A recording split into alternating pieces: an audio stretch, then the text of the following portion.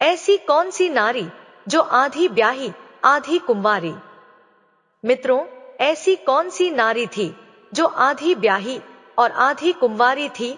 मित्रों, यह सुनकर शायद आप चौंक गए होंगे कि भला ऐसा कैसे हो सकता है। भला ऐसी कोई नारी कैसे हो सकती है जो आधी ब्याही हो और आधी कुंवारी हो। लेकिन यह एक पहेली नहीं, बल्कि रामायण के एक रहस्य को उजागर करती है। इस पहेली में धर्म, वचन और कर्म के गहरे अर्थ छुपे हुए हैं। मित्रों, आज हम इसी पहेली का उत्तर आपको देंगे और इसी से जुड़ी हुई एक रोचक और अनसुनी शिक्षाप्रद कथा आपको सुनाएंगे। यह कथा सीधे रामायण से ली गई है। मित्रों, इस कथा को समझने के लिए आपको हमारे साथ अंत तक जुड़े रहना होगा।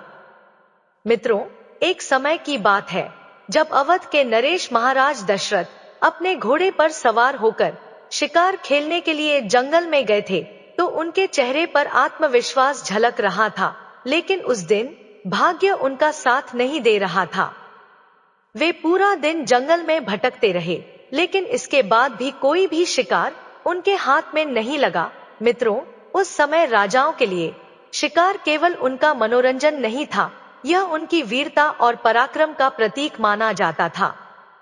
जब महाराज दशरथ को कोई शिकार नहीं मिला तो अत्यंत निराश हो गए। उनके हृदय में बेचैनी होने लगी और उनका मन भारी हो चला था। निराश होकर महाराज दशरथ एक घने वृक्ष के नीचे जाकर बैठ गए। जंगल के सन्नाटे में केवल पत्तों की सरसराहट ही सुनाई दे रही थी। राजा दशरथ विचार करने लगे कि आज का तो पूरा दिन व्यर्थ हो गया, ना कोई शिकार हाथ लगा और ना ही मेरी इस यात्रा का कोई उद्देश्य निकला।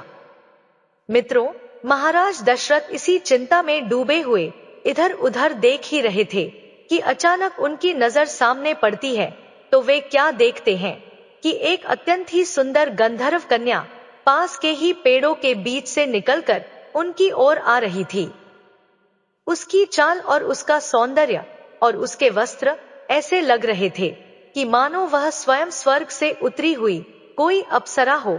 महाराज दशरथ को विश्वास ही नहीं हुआ कि इस निर्जन और भयानक जंगल में ऐसी सुंदर कन्या कैसे हो सकती है। उन्होंने सोचा कि यह कन्या कौन हो सकती है। ऐसी सुंदर और कोमल स्त्री इस वन में कैसे निर्भय होकर घूम सकती है, जहां अनेक तरह के हिंसक जानवर हर पल किसी ना किसी का शिकार करने के लिए हमेशा तत्पर रहते हैं। जब वह कन्या धीरे धीरे महाराज दशरथ के पास आई तो महाराज दशरथ ने अपने राजसी गौरव को संभालते हुए उससे कहा कि सुंदरी, तुम कौन हो और इस निर्जन भयानक जंगल में तुम अकेली क्यों घूम रही हो? क्या तुम्हें इस बात का अंदाजा है कि यहाँ कितने खतरनाक जंगली जानवर रहते हैं जो तुम्हारे जीवन के लिए खतरा बन सकते हैं? कौन हो तुम और तुम्हें यहाँ किसने छोड़ा है? कृपा करके अपने बारे में मुझे बताइए। महाराज दशरथ की बात को सुनकर कन्या ने मुस्कुराते हुए कहा, हे राजन, सबसे पहले तो आप मुझे बताइए कि आप कौन हैं? देखने में तो आप कोई महान योद्धा लगते हैं, जैसे कोई राजा हो। इस निर्जन वन में आपकी उपस्थिति मुझे विस्मित कर रही है। महाराज दशरथ ने बड़े गर्व से उत्तर दिया, हे देवी, मैं अयोध्या का राजा दशरथ हूँ। यह तो तुम जानती ही होगी कि राजाओं का कर्तव्य स्वीकार करना और अपनी प्रजा की रक्षा करना होता है। लेकिन तुमने अभी तक मुझे अपना परिचय नहीं दिया। बताओ, तुम कौन हो और इस वन में क्या कर रही हो? कन्या ने बड़ी ही शांत और मधुर वाणी में कहा, हे महाराज दशरथ, मैं एक गंधर्व कन्या हूँ। मेरे पिता ने मुझे पूर्ण स्वतंत्रता दी है कि मैं अपने लिए स्वयं कोई योग्य वर तलाश कर सकूं, और इसी कारण मैं इस जंगल में अपनी योग्य पति की खोज में घूम रही हूँ। महाराज दशरथ को यह सुनकर बड़ा आश्चर्य हुआ। उन्होंने कहा, क्या तुम्हारे पिता ने तुम्हें इस खतरनाक जंगल में अकेले भेज दिया? क्या यह उचित है कि एक पिता अपनी पुत्री को स्वयं अपना जीवन साथी खोजने के लिए इस निर्जन स्थानों में भटकने दे? यह तो पिता का कर्तव्य होता है कि वे अपनी पुत्री के लिए कोई योग्य वर की खोज स्वयं करे। गंधर्व कन्या ने महाराज दशरथ की बात सुनकर जवाब दिया, हे महाराज, मेरे पिता ने मुझे स्वतंत्रता इस विश्वास के साथ दी है कि मैं अपने लिए सही निर्णय ले सकूं। और अब जब मैंने आपको देखा है तो मुझे महसूस होता कि मेरी खोज समाप्त हो गई है। आप ही मेरे लिए उचित वर हैं। महाराज दशरथ ने उस कन्या की बात सुनकर थोड़ा हंसते हुए कहा, हे सुंदरी, तुम्हारे साहस और वीरता की सराहना करता हूँ, लेकिन तुम्हें मेरे बारे में सब कुछ जान लेना चाहिए। मैं एक राजा हूँ और मेरे कंधों पर मेरे राज्य और प्रजा का दायित्व है। तुमने मुझसे विवाह की बात कही है, परंतु क्या तुम्हारे पिता ने तुम्हें यह आज्ञा दी है कि तुम किसी भी व्यक्ति से विवाह कर सकती हो, भले ही वह राजा हो?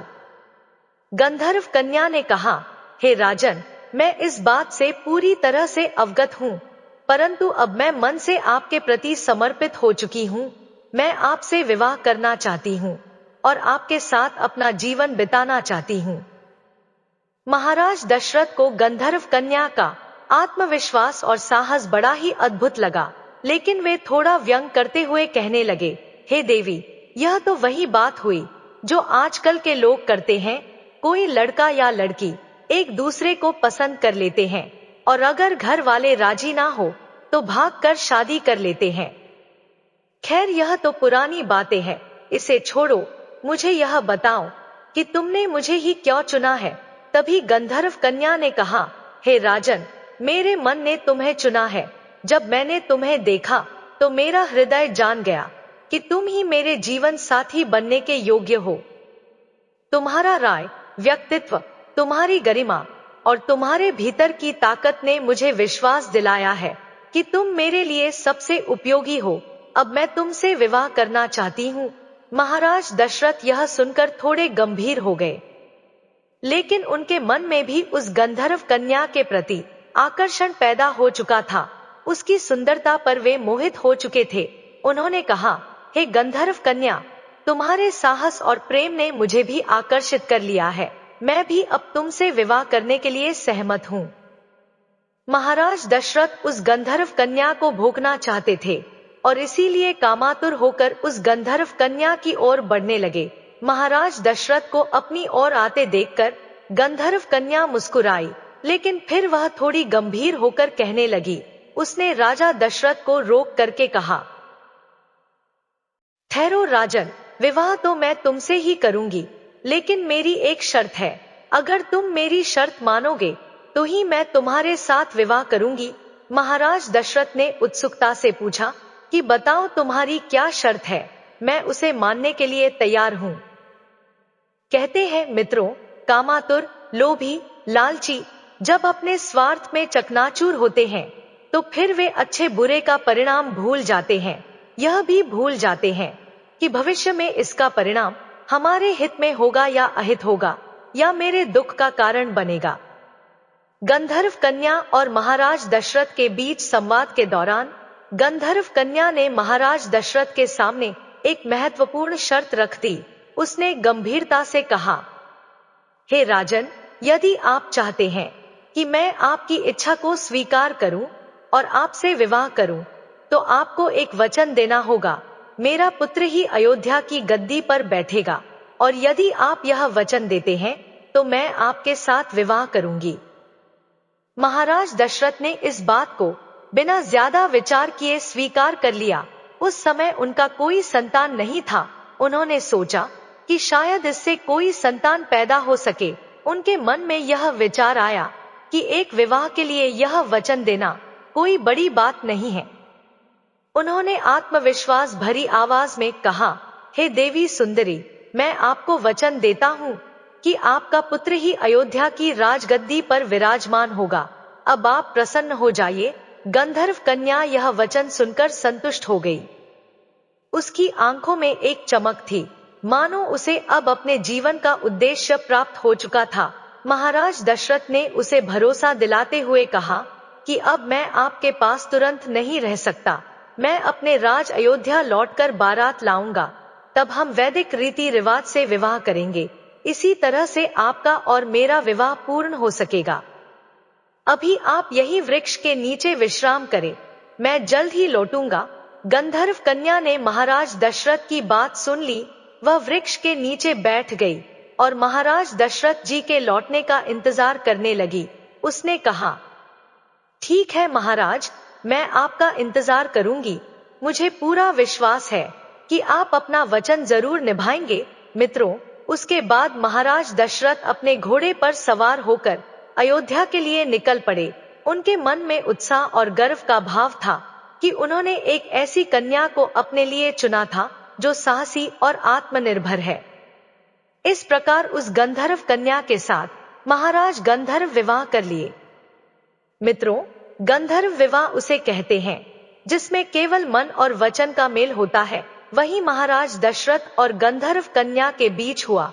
इसे आधा विवाह माना गया क्योंकि केवल वरमाला और वचन हुआ था। वैदिक रीत रिवाजों के अनुसार विवाह की बाकी रस्में अभी बाकी होनी थी।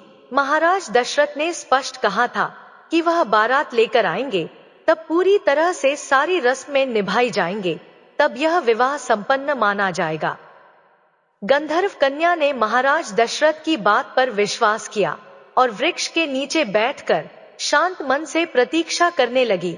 उधर दशरथ जी अपने राज अयोध्या के लिए लौट गए और यह सोचते हुए वह जल्द ही अपनी नई जीवन संगिनी को सम्मान पूर्वक अपने महलों में लेकर के आएंगे।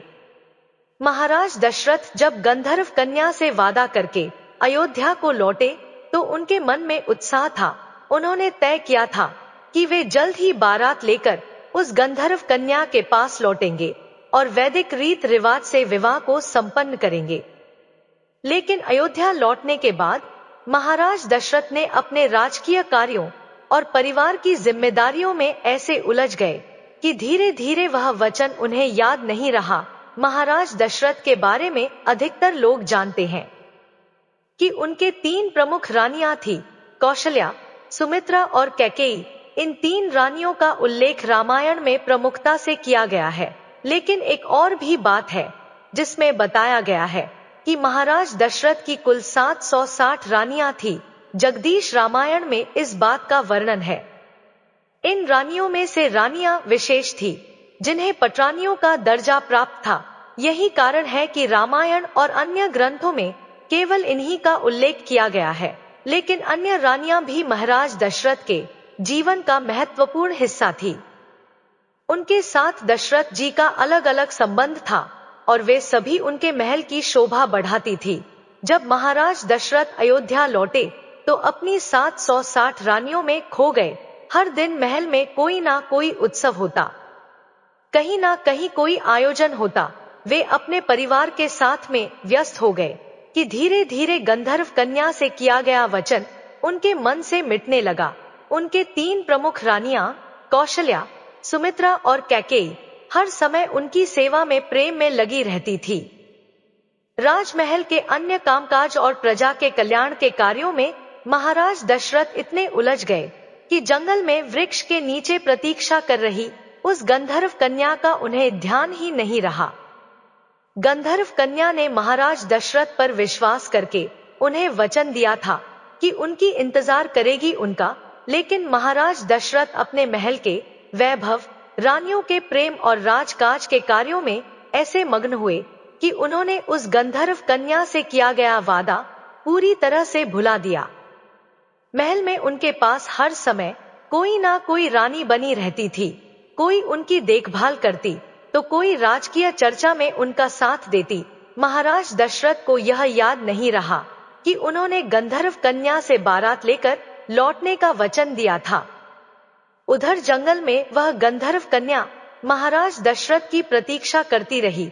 हर दिन उसे लगता था कि महाराज दशरथ बारात लेकर आएंगे और उसे अपने साथ ले जाएंगे। लेकिन जैसे जैसे समय बीतता गया उसके मन में निराशा बढ़ती चली गई। मित्रों, इस प्रकार से दशरथ जी अपनी व्यस्तता में गंधर्व कन्या के वचन को भूल चुके थे और अपने वर्तमान जीवन में मग्न रहने लगे, अपनी रानियों के प्रेम में खो गए। गंधर्व कन्या के लिए यह प्रतीक्षा असहनीय होती चली गई। उसने सोचा कि दशरथ जी ने वचन दिया है और राजा का वचन कभी झूठा नहीं हो सकता, लेकिन वो अब तक क्यों नहीं आए? इसी सोच में डूबी गंधर्व कन्या ने उस वृक्ष के नीचे तपस्या करना शुरू कर दिया। वह अपने मन को शांत रखते हुए भगवान से प्रार्थना करने लगी कि महाराज दशरथ अपना वचन निभाएं। कई दिनों और रातों तक वह तपस्या करती रही। उसकी तपस्या इतनी गहन थी कि उसने अपना शरीर तक वहीं बैठे बैठे त्याग दिया। इस घटना को मतंग ऋषि, जो उसी जंगल में तपस्या कर रहे थे, वे देख रहे थे। मंगत ऋषि गंधर्व कन्या के त्याग और तपस्या से बहुत प्रभावित हुए। जब मतंग ऋषि ने देखा कि गंधर्व कन्या ने प्राण त्याग दिए हैं, तो उसके पास पहुंचे। उन्होंने ध्यान लगाकर उसके जीवन के उद्देश्य और दशरथ जी के साथ हुए संवाद को समझा। फिर उन्होंने उसकी हड्डियों से खड़ाऊं बनवाए। मतंग ऋषि ने मन ही मन सोचा, यह कन्या जिस वचन के लिए जी रही थी वह पूरा होना चाहिए था। दशरथ जी ने उसे गद्दी से जोड़ने का वादा किया था और यह खड़ाऊं ही अब उस वचन को पूरा करेंगे। खड़ाऊं बनाकर मतंग ऋषि अपने शिष्य अत्रि ऋषि के पास गए। उन्होंने खड़ाऊं अत्रि मुनि को सौंपते हुए पूरी घटना सुनाई। उन्होंने कहा, हे अत्रि, यह खड़ाऊं उस गंधर्व कन्या की है जिसने राजा दशरथ के वचन पर विश्वास किया था और अपने प्राण त्याग दिए। अब यह खड़ाऊं उस वचन को पूरा करेंगे। इसे किसी ऐसे योग्य व्यक्ति को दे देना जो इन्हें सम्मान पूर्वक उपयोग कर सके। अत्रि ऋषि ने श्रद्धा पूर्वक खड़ाऊं को स्वीकार कर लिया और उन्हें अपने आश्रम में रख लिया। उधर महाराज दशरथ अपने वचन को भूल चुके थे। समय बीतता गया और महाराज दशरथ के घर में भगवान राम का जन्म हुआ। भगवान राम बड़े हुए और एक दिन कैकेयी के कहने पर उन्हें वनवास का आदेश मिला। श्री राम देवी सीता और लक्ष्मण जी के साथ वनवास पर चले गए। वन में घूमते हुए वे सभी अत्रि ऋषि के आश्रम में पहुंचे और अत्रि ऋषि और उनकी पत्नी माता अनुसुईया ने श्री राम, लक्ष्मण जी और देवी सीता का स्वागत किया। माता अनुसुईया ने माता सीता को दिव्य वस्त्र और आभूषण दिए और उन्हें जीवन के कई उपयोगी ज्ञान भी सिखाए। जब श्री राम आश्रम से जाने वाले थे तो अत्रि मुनि ने सोचा कि अब समय आ चुका है, इन खड़ाओं को सही व्यक्ति को सौंप देना चाहिए। उन्होंने वही खड़ाऊं भगवान राम को भेंट करते हुए कहा, हे राम, यह खड़ाऊं मतंग ऋषि के द्वारा बनाए गए हैं। इनका बड़ा महत्व है। इन्हें अपने पास रखिए और उचित रूप में इनका उपयोग कीजिए। भगवान राम ने खड़ाऊं को बड़े आदर के साथ स्वीकार किया और उन्होंने जान लिया कि यह खड़ाऊं किसी विशेष उद्देश्य के लिए है। भगवान राम ने उन्हें अपने साथ रखा और वह मतंग ऋषि भी वहीं पर पहुंच जाते हैं। और मतंग ऋषि ने अपने शिष्य को बहुत ही धन्यवाद दिया और कहा कि तुमने जो यह खड़ाऊं श्री राम को दिए, यही काम उचित था, इन्हीं को देने थे। मित्रों, श्री राम ने उस खड़ाऊं को अपने पैरों में नहीं पहने, उन्हें अपने पैरों की जूती नहीं बनाया। उस खड़ाऊं को एक वस्त्र में लपेटकर अपने भाई लक्ष्मण को दे दिया और कहा, हे लक्ष्मण, इस खड़ाऊं को अपने पास में रखिएगा। इन्हें पैरों में नहीं पहनना है। आगे जंगल में नंगे पैरों ही चलना है, हम इन्हें पहनेंगे नहीं। मित्रों, तो बताया जाता है कि भगवान राम, लक्ष्मण जी, देवी सीता जब चित्रकूट में मौजूद थे, उसी समय श्री राम के वनवास के निर्णय से हर कोई अयोध्या में दुखी था, लेकिन सबसे अधिक दुखी थे भरत जी। अपने बड़े भाई के बिना अयोध्या के राजमहल सुने लगने लगे थे। भरत जी ने अपने मन में निश्चय कर लिया था कि वे श्री राम से मिलने वन जाएंगे और उन्हें वापस लेकर अयोध्या आएंगे। भरत जी ने अयोध्या से चित्रकूट की यात्रा की। उनके साथ गुरु वशिष्ठ और कई अन्य राज परिवार के सदस्य भी थे। जब भरत जी चित्रकूट पहुंचे तो उन्होंने श्री राम को देखा। श्री राम वनवासी देश में थे और उनके साथ लक्ष्मण जी और माता सीता थे। भरत जी ने अपने भाई को इस अवस्था में देखा तो उनकी आंखों में आंसू आ गए। भरत जी ने श्री राम के चरणों में गिरकर कहा, भैया, आप यह सब क्यों सह रहे हैं? आप जैसे धर्म प्राण राजा को वन में रहने की क्या आवश्यकता है? कृपा करके अयोध्या लौट चलिए और राज सिंहासन पर बैठकर राज्य का संचालन कीजिए। मैं अयोध्या का राजा बनने के योग्य नहीं हूँ। श्री राम ने भरत को उठाते हुए कहा, भरत, आपका यह प्रेम मेरे लिए अनमोल है, लेकिन आप यह क्यों बोल रहे हैं कि यह वनवास मुझे पिताजी के वचन को निभाने के लिए मिला है? धर्म का पालन करना मेरा सबसे बड़ा कर्तव्य है। यदि मैं इस समय अयोध्या लौट गया तो पिताजी का वचन अधूरा रह जाएगा और यह मेरे लिए सबसे बड़ा अधर्म होगा। भरत ने भाव विभोर होकर कहा, भैया, मैं पिताजी के निर्णय का सम्मान करता हूँ, लेकिन उनके जाने के बाद अयोध्या एक यतीम राज्य बन चुका है। प्रजा आपके बिना दुखी है। अगर आप वापस नहीं गए तो अयोध्या बर्बाद हो जाएगी। क्या यह आपका धर्म नहीं है कि आप प्रजा की रक्षा करें? कृपया मेरे आग्रह को स्वीकार कीजिए। तभी श्री राम ने भाव विभोर होते हुए कहा, भरत, मैं आपकी भावना को समझता हूँ, लेकिन मेरा अंतिम निर्णय है। पिताजी का वचन मेरा धर्म है और इसे निभाना मेरी प्राथमिकता है। आप मेरी अनुपस्थिति में अयोध्या का संचालन करिए, अयोध्या को आप संभालिए। भरत ने एक बार फिर से कहा कि यदि आप नहीं लौट सकते तो मैं भी अयोध्या लौटने के योग्य नहीं हूँ। मैं आपके बिना राजगद्दी पर नहीं बैठ सकता। भगवान राम ने भरत को सांत्वना दिया और कहा, देखो भारत, अगर आप वास्तव में मुझसे इतना प्रेम करते हैं तो मेरी एक बात मानिए। मैं आपको अपने चरण की खड़ाऊं सौंपता हूँ। इन्हें राज्य गद्दी पर रखकर तुम राज्य का संचालन करो। यही खड़ाऊं मेरे प्रतीक है और आप मेरे प्रतिनिधित्व बनकर राज्य संभालेंगे। भरत ने यह सुनकर रोते हुए कहा, भैया, मैं आपके बिना यह कैसे कर सकता हूँ? आपके चरणों के बिना अयोध्या सुनी लगती है। तो श्री राम ने कहा, भरत, यह खड़ाऊं केवल प्रतीक नहीं है। इन्हें गद्दी पर रखकर आप राज्य का संचालन करेंगे और मैं आज जान करके संतुष्ट रहूंगा कि अयोध्या मेरे आदर्शों के अनुसार चल रही है। आप मेरे प्रतिनिधि हैं और यह खड़ाऊं आपको मेरे पास होने का एहसास भी दिलाएंगे। भरत ने भारी मन से श्री राम के चरण खड़ाऊं को स्वीकार किया और उन्होंने कहा, भैया, यह खड़ाऊं मेरे लिए आपका आशीर्वाद है। मैं इन्हें राजगद्दी पर रखूंगा और यह सुनिश्चित करूंगा कि राज्य आपकी शिक्षाओं के अनुसार ही संचालित हो। लेकिन मैं यह प्रतिज्ञा करता हूँ कि जब तक आप वापस नहीं आएंगे मैं स्वयं गद्दी पर नहीं बैठूंगा। मैं अपने जीवन को एक तपस्वी की तरह जीऊंगा और आपकी प्रतीक्षा करूंगा। भगवान राम ने भरत को गले लगाते हुए कहा, भरत, आपके इस त्याग ने मुझे गर्व से भर दिया है। मैं आपसे यही अपेक्षा करता हूँ। अयोध्या की प्रजा आप पर विश्वास करती है। आप उनके लिए वही करेंगे जो मैं करता हूँ। श्री राम ने खड़ाऊं को सौंपते हुए कहा, भरत, इन खड़ाऊं को गद्दी पर रखना, इनसे माता को सुख मिलेगा। भरत ने पूछा, भैया, कौन सी माता को सुख मिलेगा? तो श्री राम ने उत्तर दिया कि यह सुख उनको मिलेगा जिसने त्याग और प्रेम का प्रतीक बनकर इन खड़ाओं को जन्म दिया है। यह गंधर्व कन्या थी जो मेरे पिताजी के वचन के कारण अपनी जान गंवा बैठी। उसका त्याग व्यर्थ नहीं जाएगा। जब यह खड़ा अयोध्या की गद्दी पर होंगे तो उसका उद्देश्य पूरा हो जाएगा। भरत ने श्री राम की बात को समझा और खड़ाऊं लेकर अयोध्या को लौट गए। उन्होंने इन खड़ाओं को गद्दी पर रखा और 14 सालों तक स्वयं तपस्वी जीवन बिताकर श्री राम की प्रतीक्षा करने लगे। जब श्री राम ने भरत को खड़ाऊं सौंपे तो भरत के मन अंदर से अत्यंत व्यथित था। उनका हृदय अपने बड़े भाई के प्रति प्रेम और आदर से भर गया था।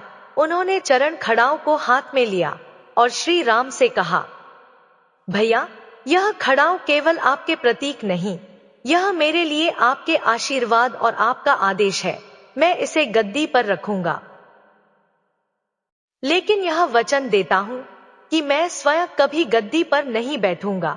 आपके बिना राजगद्दी मेरे लिए शून्य है।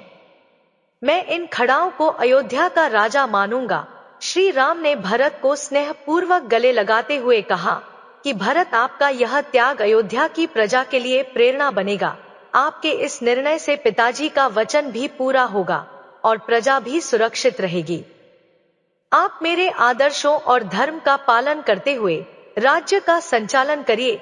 यह खड़ाऊं अयोध्या के न्याय धर्म और सत्य का प्रतीक है। भरत ने उन खड़ाओं को निहारते हुए पूछा, भैया आपने कहा था कि इन खड़ाओं को गद्दी पर रखने से माता को सुख मिलेगा। कृपया स्पष्ट करें कि आप किस माता की बात कह रहे हैं। तो श्री राम ने मुस्कुराते हुए उत्तर दिया कि भरत, यह सुख उस माता को मिलेगा जिसने अपने वचन और त्याग से इन खड़ाओं को जन्म दिया है। वह गंधर्व कन्या जो पिताजी के वचन पर अडिग रही और तपस्या करते करते अपने प्राणों को त्याग बैठी, उसकी तपस्या, त्याग और विश्वास व्यर्थ नहीं जाएगा। जब यह खड़ाओं अयोध्या की गद्दी पर विराजमान होंगे तो उसका उद्देश्य पूरा होगा। भरत जी यह सुनकर गंभीर हो गए। उन्होंने मन ही मन उस गंधर्व कन्या के त्याग को नमन किया और श्री राम से कहा, भैया, मैं इन चरण पादुका को केवल गद्दी पर नहीं रखूंगा, बल्कि इन्हें पूरे सम्मान के साथ राज सिंहासन का प्रतीक मानूंगा। जब तक आप वापस नहीं लौटेंगे, मैं तपस्वी जीवन जीऊंगा, यही मेरी प्रतिज्ञा है। भरत जी ने चरण खड़ाओं को कपड़े में लपेटा और अपने सिर पर रख लिया। उनकी आंखों में आंसू थे, लेकिन मन में यह संतोष था कि अपने बड़े भाई का आदेश और वचन निभा रहे हैं। श्री राम ने भरत को गले लगाया और कहा, भरत, आपका यह त्याग अयोध्या के लिए मूल्यवान है। मैं वचन देता हूँ कि वनवास की अवधि समाप्त होते ही मैं वापस आऊंगा और आपसे मिलूंगा। तब तक आप मेरी जगह यह जिम्मेदारी उठाइए। भरत ने श्री राम के चरणों को स्पर्श किया और खड़ाओं लेकर अयोध्या के लिए लौट चले। अयोध्या लौटने के बाद भरत ने खड़ाओं को सिंहासन पर रखा और संपूर्ण राज्य में यह घोषणा करवा दी कि राम जी के चरण पादुका अयोध्या के राजा होंगे और मैं केवल उनका सेवक हूँ। यह गद्दी मेरे लिए नहीं, बल्कि राम जी के लिए सुरक्षित है। जब तक वापस नहीं लौटेंगे, मैं उनका इंतजार करूंगा और सेवा करूंगा। भरत जी ने अपने वचन के अनुसार तपस्वी का जीवन जीना शुरू कर दिया। उन्होंने राजमहल में रहने से इनकार कर दिया और नंदी ग्राम में कुटिया बनाकर वहीं रहने लगे। वह प्रतिदिन राम जी के चरण खड़ाओं की पूजा करते थे और राज्य की जिम्मेदारी संभालते थे। भरत का यह त्याग और राज्य के प्रति उनका प्रेम आदर्श बन चुका था। उन्होंने सिखाया कि सच्चा नेतृत्व केवल सिंहासन पर बैठने से नहीं, बल्कि धर्म, त्याग और न्याय के मार्ग पर चलने से ही सिद्ध होता है। भगवान राम ने भरत जी के इस निर्णय को अपने वनवास के दौरान याद रखा और अयोध्या लौटने पर भरत जी के इस त्याग को सराहा। तो मित्रों, आइए उसी जगह पर हम फिर से आते हैं जो गंधर्व कन्या थी, जिसके लिए वचन दिया था कि तुम्हारा ही पुत्र हमारी राजगद्दी का राजा बनेगा और उसी को गद्दी नसीब होगी। तो उसी वचन को याद करके राम जी ने कहा था। मित्रों, कुछ लोग कहते हैं कि ताड़का के शरीर के हड्डियों के खड़ाऊ थे। तो मित्रों, यह अपने अपने मतों के अनुसार जो भी लोगों ने कहा है वो उनके मत से सही होगा, लेकिन मैं आपको यह रामायण से संबंधित बात बता रही हूँ कि वही गंधर्व कन्या जो थी, जिसके लिए वचन महाराज दशरथ ने दिया था कि तुम्हारे बेटे के लिए ही गद्दी नसीब होगी, तो उस वचन को पूरा करने के लिए और अपने पिता के वचन को पूरा करने के लिए श्री राम ने कहा था भरत से कि चरण खड़ाओं को ले जाओ और गद्दी पर रख देना, तो माता को सुख मिलेगा, यानी उसी माँ के लिए बड़ा सुख मिलेगा जिसके लिए हमारे पिताजी ने वचन दिया था कि तुम्हारा पुत्र जो होगा उसी के लिए राजगद्दी होगी। अब उनके पुत्र तो नहीं हुआ, लेकिन वो माता, उसकी हड्डियों के बने चरण खड़ाओं जब गद्दी पर रखे जाएंगे तो उसके लिए देखकर जहां कहीं भी होगी, बड़ा सुकून मिलेगा उनको। वह नारी गंधर्व कन्या थी। वह ऐसी नारी थी जो आधी ब्याही और आधी कुंवारी थी। मित्रों, वीडियो कैसी लगी कमेंट करके जरूर बताएं। वीडियो को लाइक शेयर करें और हमारे चैनल को सब्सक्राइब करें। धन्यवाद।